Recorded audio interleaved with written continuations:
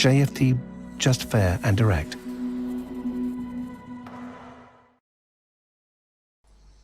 Okay, hello and good morning everyone. Welcome to JFD Traders Espresso with me, Darius Anucauskas. Today's the 7th of August 2020. So yep, welcome everyone. Welcome to this Friday's morning session where we're going to have a quick look at the markets, a few of the charts, the usual stuff, guys. But yeah, as always, before we do that, let's quickly have a read through our risk disclaimer. So the content we produce does not constitute investment advice or investment recommendation, should not be considered as such, and does not in any way constitute an invitation to acquire any financial instrument or product. As always, a few seconds for you to read the rest and we can continue.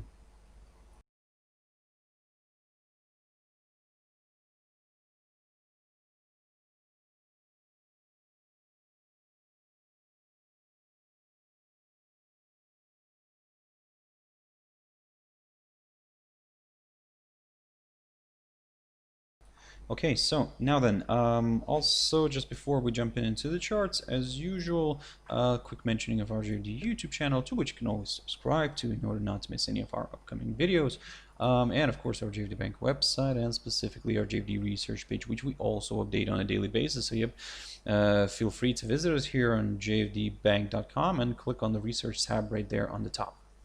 Now, jumping into this figure right here, the coronavirus. So unfortunately, yeah, that continues to rise. We had another kind of spike. However, it wasn't the all-time high or anything like that, but it's just quite a decent uprise, I would say. So basically, these are the daily cases here, and if we would apply technical analysis now, hopefully we could see this one as a possible head and shoulders pattern, but again, doesn't work here this way, unfortunately. So yeah, for now we're just monitoring this and taking everything step by step.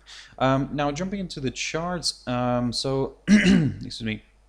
So yesterday the index, the German index, closed in the red, slightly in the red. It did try to make its way above this barrier here, the 12,773 territory. I was talking about this one, but as you can see, it failed to do so. It kind of drifted back down and closed the day in the red. However, in order to aim for some lower levels, as I've mentioned before, a drop below the 12,254 territory would be required. And this is, by the way, the low of the 30th of July. So in other words, we need to see a drop below this in order to aim for some lower levels, because such a move would confirm a forthcoming lower low, and yep, further declines could be possible. So basically, until we are stuck here in between these two levels, we're just going to continue observing the price action and, to be honest, not doing anything with it. Now, Shanghai Composite, this one is still trading, and we still have around 55 roughly minutes to go until the end, until the trading is finished. For today, for this week, as you can see, the index drifted lower today. It did move below this area, the one that I was talking about, the 3,336 territory, but as you can see, the bulls are really trying hard right now to kind of get this one back above it, and for now they're succeeding in doing that. But again, like I said, we do have around 50 minutes left, so yeah, let's see how all this is going to play out. But if it remains above the 3,336 territory right here, maybe there's something for next week. Maybe we could see this one pushing to the upside here again, and aiming for the highest point of July near the 3,457 zone. If the price closes below this 3,336 territory, then we'll keep an eye on the 21-day EMA, because if it stays above this 21-day EMA, then there could be a slight chance for the bulls to step in, but however, we'll probably take a bit of a neutral stand here and just observe the price action. However, if it starts falling below the 3,282 territory, somewhere around here, then yep, there is a bit of a larger kind of chance for this one to move towards this key area of support, roughly around the 3,181 zone. So keep your eyes on that one. Nikkei Nikkei is already closed. So yep, this one declined. It closed in the red. However, as you can see, it remained above this this 22,285 level that I talked about this week. So that's in a way could be seen as somewhat of a good sign. However, it's a little bit of a tricky one because we remained below the 21-day EMA. Of course, we'll continue monitoring this one next week. As I've mentioned this in the beginning of this week, that we need to see a drop below the 22,285 territory, and ideally a daily close below this, in order to kind of consider maybe larger extensions to the downside. However, that did not happen. We only got a false breakout here, so basically there is still a chance for the bulls maybe to drive this one higher. However, we'll be very careful near this downside line taken from the high of the 9th of June, which could provide a bit of resistance. So now jumping into DXY, and this is where I was telling you guys to keep a close eye on this 92.55 level. So as you can see, yesterday and the day before yesterday, the level here, this lowest point of July, kind of continued to provide decent support, and yep, we saw this one yesterday kind of closing above it again, closing with a doji here, and yep, this means that there could be a possibility to see some upside. However, as I've mentioned before as well, in order to aim for slightly higher levels, we need to see a push above this barrier right here, the 93.81 zone, because this is basically the lowest point of September 2018. As you can see, this week this area did provide good resistance, so a nice good pop above it could open the door towards these slightly higher levels.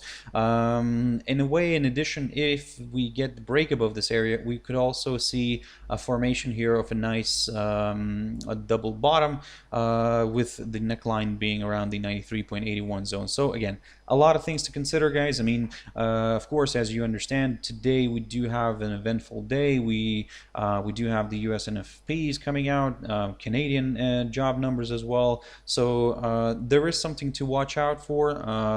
At the same time, something to be careful of as well, because it could be quite interesting. Now, for now, basically the expectation is for a drop in the NFP number, and the forecast sits currently at around, let me just quickly double check, at around 1,600K. So basically that's a huge drop from the previous 4,800K.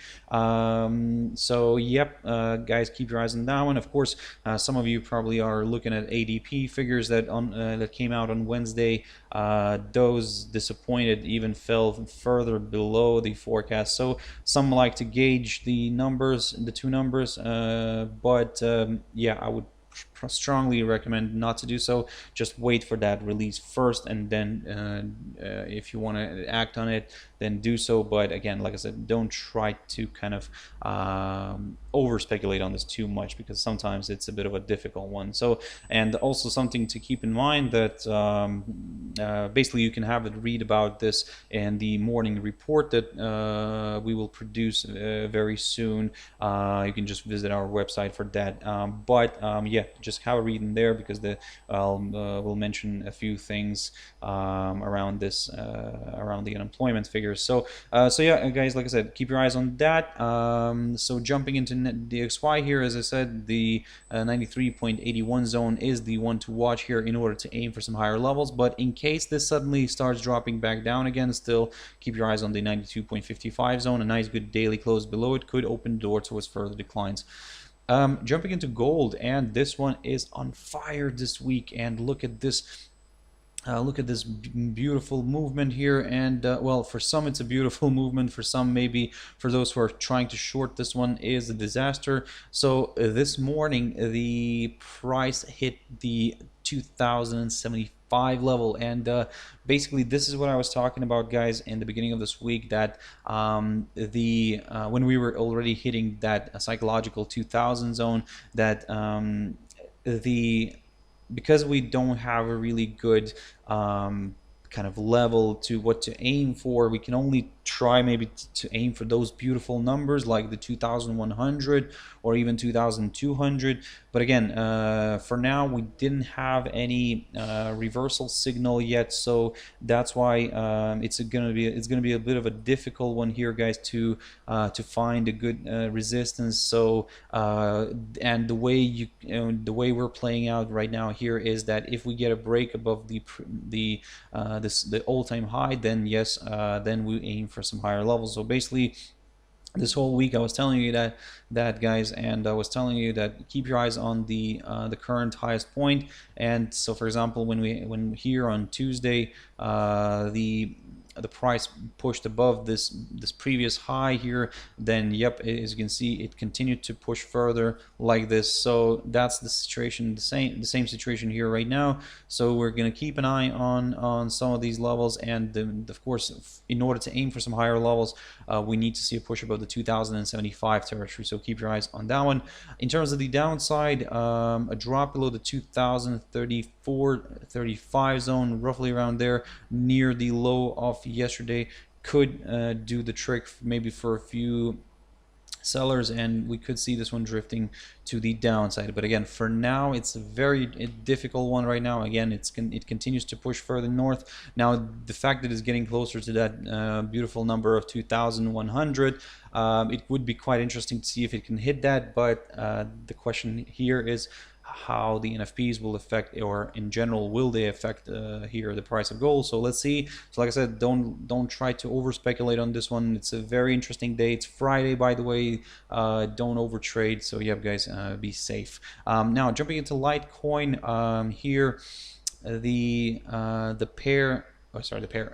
crypto is well, should I say, seems to be forming somewhat of a possible bearish pattern here. Now on Sunday, you can see that we had a bit of a decline here, and well, not a bit of a, but a strong decline here.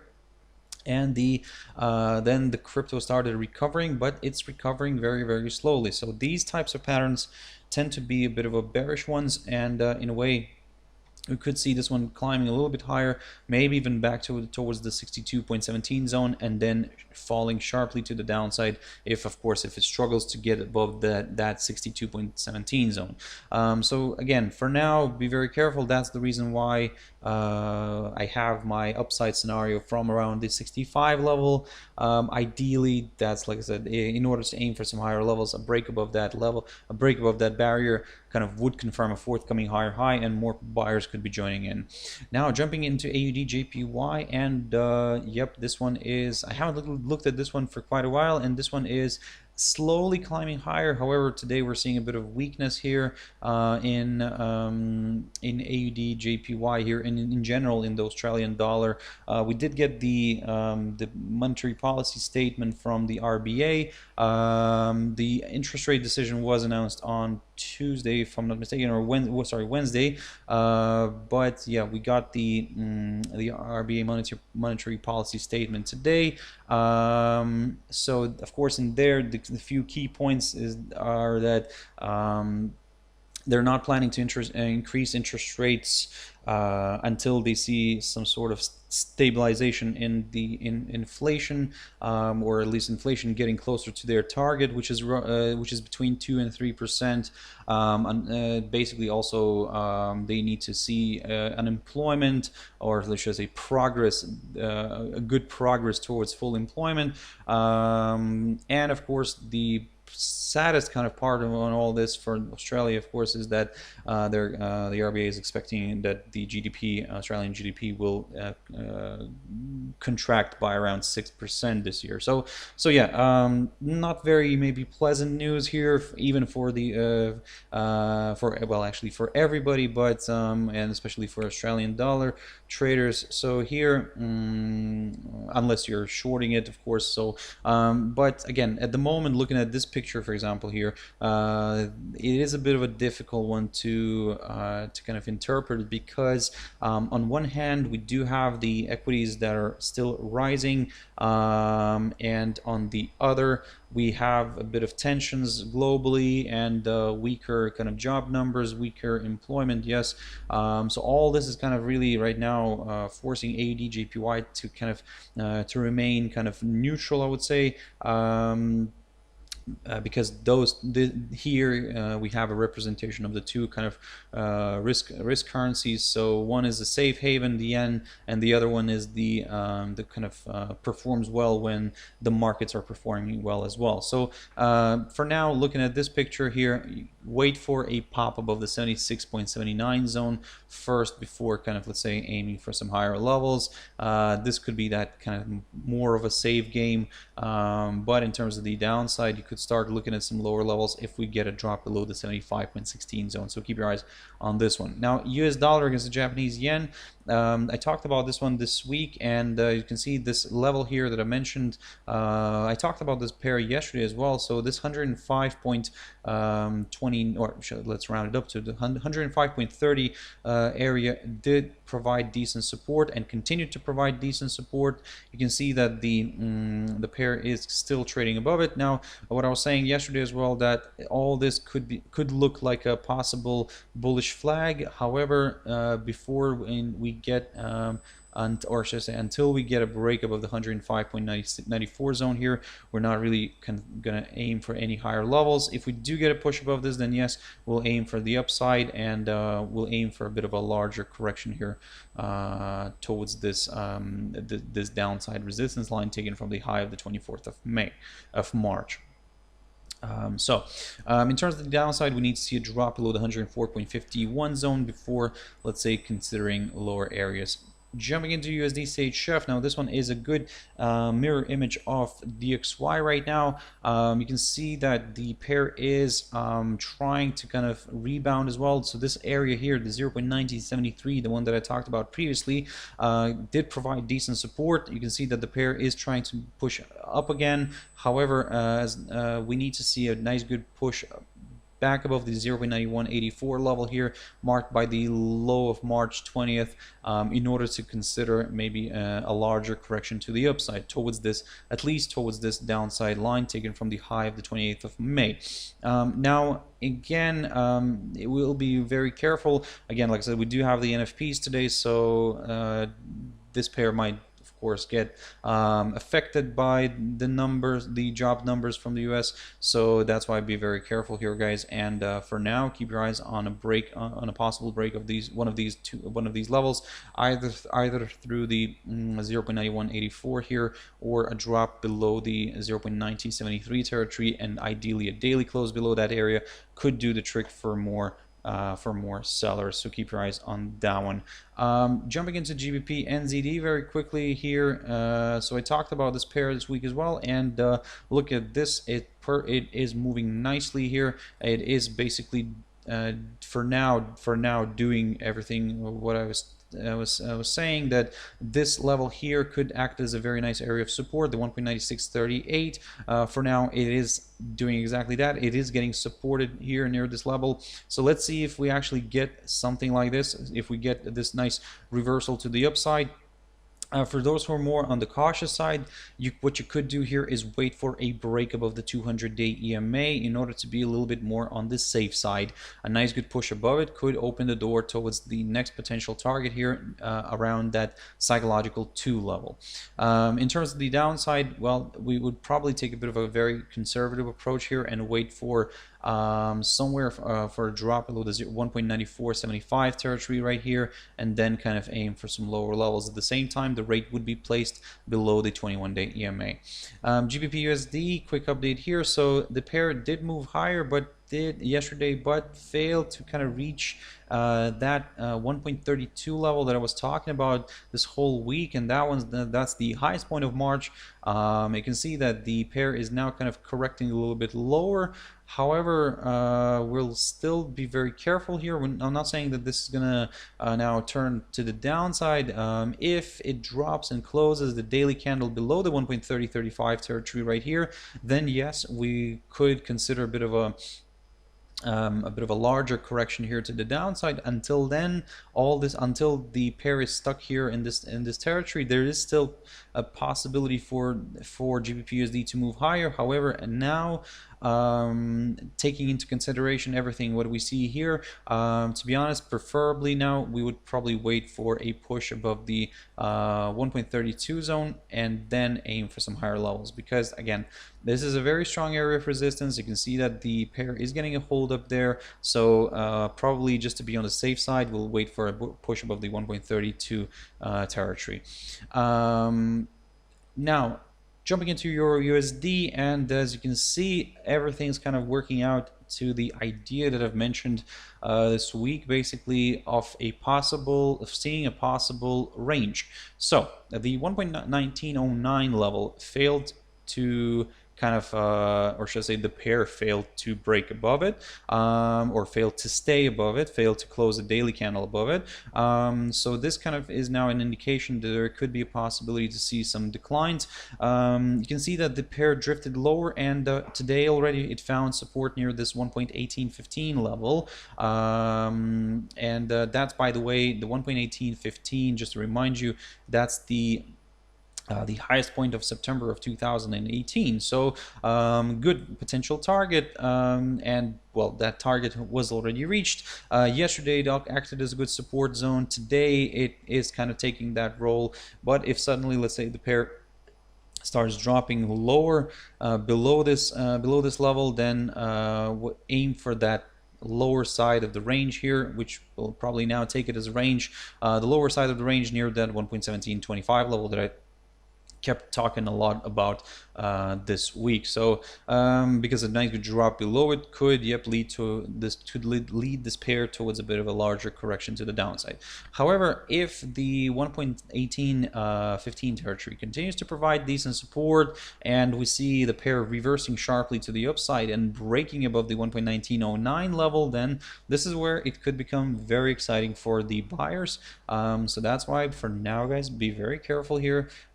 Keep your eyes on these levels, and we had already a decent run, so at some point the pair will have to correct lower, but again, will it be right now? Probably it's too early to say, because it still has a potential to kind of make its way to the upside, especially if it breaks above the 1.1909 level again.